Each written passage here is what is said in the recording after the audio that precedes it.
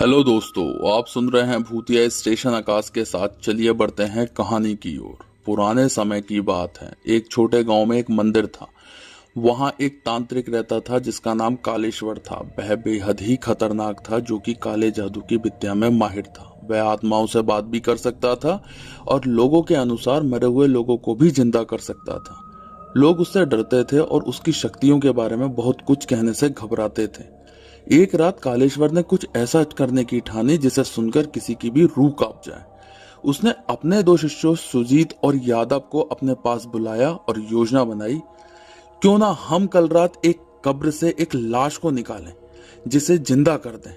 मुझे उस जिंदा लाश से कुछ ऐसा चाहिए जिसे पाने के बाद मेरी शक्तियां अनंत हो जाएं। कि तभी सुजीत ने कहा, लेकिन गुरुजी, हमारे लिए भी तो कुछ सोचो। तब कालेश्वर ने कहा, तुम लोगों को क्या तांत्रिक शक्तियों की जरूरत नहीं है? यादव, गुरुजी, जरूरत तो है, लेकिन इससे पेट तो नहीं भरेगा। तो कालेश्वर ने कहा, ठीक है ठीक है, शक्तियों के बढ़ने पर मैं तुम्हारे मुताबिक तुम्हें धनी बना दूंगा, लेकिन इस बात की किसी को कानो कान खबर नहीं होनी चाहिए। सुजीत और यादव ने हामी भर दी और अगले ही दिन तीनों ने सारा सामान इकट्ठा किया। रात का समय था। चारों ओर सन्नाटा पसरा हुआ था। गांव के लोग आराम से गहरी नींद में सोए हुए थे। गांव के पास वाले सुनसान ईसाई कब्रिस्तान में अजीब सी ठंडक और डरावनी खामोशी फैली हुई थी। तीनों अपने साथ काले जादू का सामान लेकर कब्रिस्तान पहुंचे। चांदनी रात में उनकी परछाइयां कब्रिस्तान के पुराने और टूटे हुए कब्रों के बीच बेहद डरावनी लग रही थी। कालेश्वर ने लगभग पुरानी कब्र चुनी जिसमें कुछ महीनों पहले एक व्यक्ति को दफनाया था।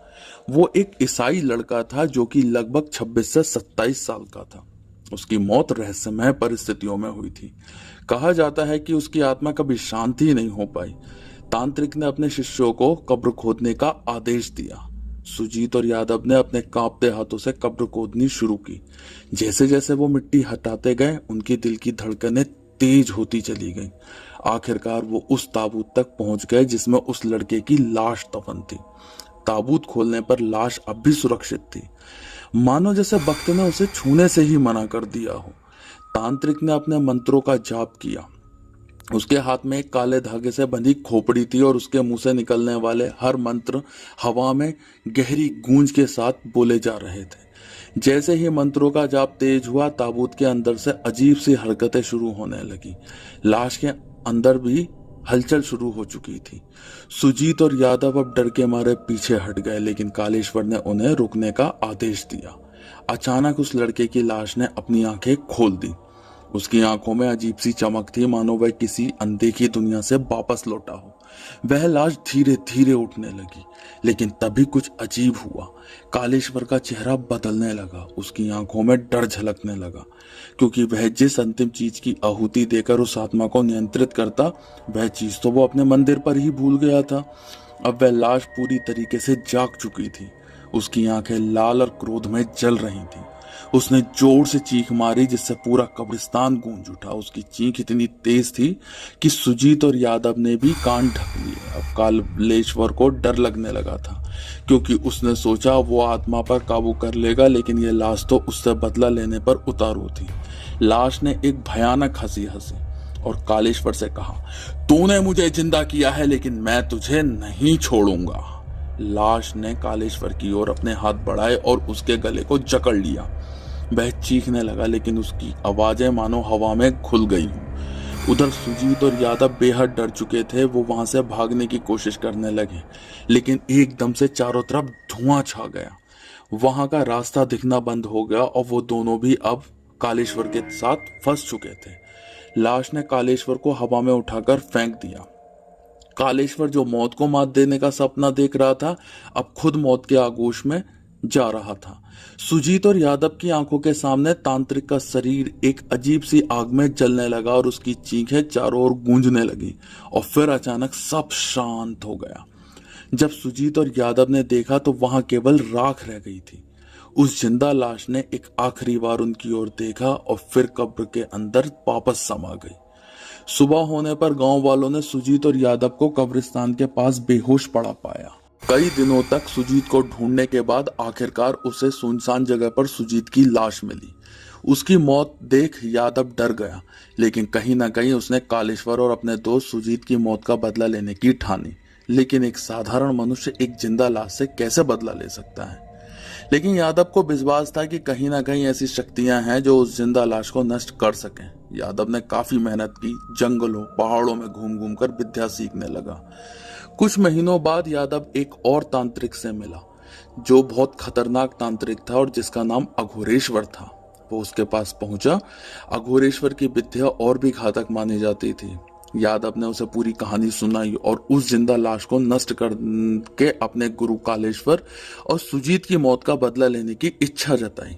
अघोरेश्वर ने कहा, तुम लोगों ने बहुत बड़ी गलती की है, मैं तुम्हारी मदद कर सकता हूँ, लेकिन याद रखना यह खेल अब और भी खतरनाक हो जाएगा। यादव ने बिना सोचे समझे हामी भर दी। तो अघोरेश्वर ने कहा, हमें विशेष अनुष्ठान करने होंगे जो कि बेहद खतरनाक होंगे। यादव ने उसकी हर बात पे हामी भर दी। अघोरेश्वर और यादव ने मिलकर अनुष्ठान की तैयारी की, क्योंकि यादव हर शर्त पर उस जिंदा लाश से बदला लेना चाहता था। एक अंधेरी रात दोनों कब्रिस्तान पहुंचे, वही कब्रिस्तान जहां वो जिंदा लाश थी। वहां की ठंडी हवा और सन्नाटा अब भी वैसा ही डरावना था। सबसे पहले अघोरेश्वर के कहने पर यादव ने एक घेरा बनाया जिसे अघोरेश्वर ने पूरी तरीके से मंत्र बाधित किया, जिसमें वो दोनों खड़े हो सके। घेरा उनके लिए सुरक्षा कवच का काम करने वाला था। धीरे धीरे उन्होंने अनुष्ठान शुरू किया। उन्होंने सबसे पहले एक यज्ञ कुंड स्थापित किया और उसमें आग को प्रज्वलित किया। उस काली कंडोबरी रात में केवल रोशनी का एक वही स्रोत था। अघोरेश्वर ने एक मंत्रोच्चारण किया। अब कब्रिस्तान की हवा में एक अजीब सी हरकत शुरू होने लगी। तभी कब्र में हलचल शुरू हुई और वो जिंदा लाश फिर उठने लगी, लेकिन इस बार वो और भी ज्यादा भयानक दिख रही थी। उसकी आंखें एक बार फिर ज्यादा क्रोधित दिखने लगी। उसकी आंखें खून से भर चुकी थी। अंधेरे में उसकी आंखें और भी ज्यादा चमकीली और भयानक दिख रही थीं। उस लाश की आंखों में बदला लेने की भावना थी। उसने जोर से चीख मारी और कब्र से निकलकर हवा में तैरने लगी। यादव को देखकर लाश ने एक अट्टहास किया, जो कि किसी भी निडर इंसान के रोंगटे खड़े करने के लिए काफी था, और कहा, तूने फिर से मुझे जगाने की हिम्मत की, इस बार तेरा अंत सुनिश्चित है।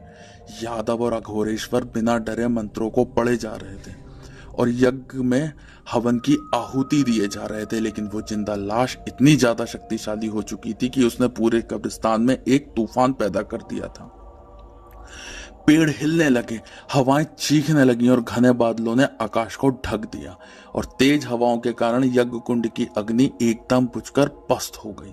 यह देख यादव को एहसास हो गया था कि उसने फिर से कितनी बड़ी गलती की है। अघोरेश्वर भी डर गया, क्योंकि अब इतनी तेज हवा में वो फिर से अग्नि प्रज्वलित नहीं कर सकता था। वो तूफान इतना भयंकर था कि घेरे के पास खड़े हुए भी दोनों की आवाजें साफ नहीं आ रही थी। उस जिंदा लाश का चेहरा और विकृत होता जा रहा था, और उसके विकृत होने पर वहां का मौसम और भी ज्यादा विकृत होता जा रहा था। उसने गरजती हुई आवाज में कहा, तुम दोनों मुझे नहीं रोक सकते, मैं तुम दोनों को नष्ट कर दूंगा। हवा के एक दो झोंके की वजह से अघोरेश्वर के पैर गलत जगह पड़ गए, जो कि घेरे से बाहर की जगह थी, कि तभी अघोरेश्वर को उस जिंदा लाश ने हवा में उठा लिया। अघोरेश्वर को सांस ना आने की वजह से उसकी आंखों की पुतलियां ऊपर चढ़ने लगी, और आखिरकार उसकी सांस ने अघोरेश्वर का साथ छोड़ दिया। और जब अघोरेश्वर के प्राण ही नहीं बचे तो वो घेरा कहां बचता। अब यादव अपनी जान बचाकर भागने लगा। मौत के आगे इंसान की क्या बिसात। जिंदा लाश ने यादव को पकड़ा और बहु बुरी तरीके से उसे उधेड़ दिया। उसके शरीर के एक धमाके के साथ परखच्चे उड़ गए, और इसी के साथ सब कुछ शांत हो गया, और वो जिंदा लाश अपनी कब्र में चली गई। कहते हैं गहरी भयानक रात के बाद एक उजाला होता है, और उसी उजाले में ये दुनिया चल रही है। सुबह उठकर जब गांव के कुछ लोग वहां से गुजरे तो देखा एक बाबा तांत्रिक, जो कि अघोरेश्वर था, उसकी लाश पेड़ से लटकी हुई, और कब्रिस्तान में चारों तरफ किसी इंसान के मांस के लोथड़े पड़े मिले, और उसी भयानक कब्र पर उसी इंसान मतलब यादव का कटा हुआ सिर मिला, जिसकी आंखें पूरी तरीके से काली पड़ चुकी थी। इतना बड़ा साधक होते हुए भी अघोरेश्वर ने यादव की बातों में आकर अपनी जान गंवाई, और कालेश्वर के लालच ने 4 लोगों की बेरहमी से जान ले ली। तो दोस्तों, आपको हमारी कहानी कैसी लगी कमेंट बॉक्स में जरूर बताएं। और अगर आप हमारे चैनल पर नए हो तो हमारे चैनल को सब्सक्राइब कीजिए और बेल आइकन दबाना ना भूलें। धन्यवाद।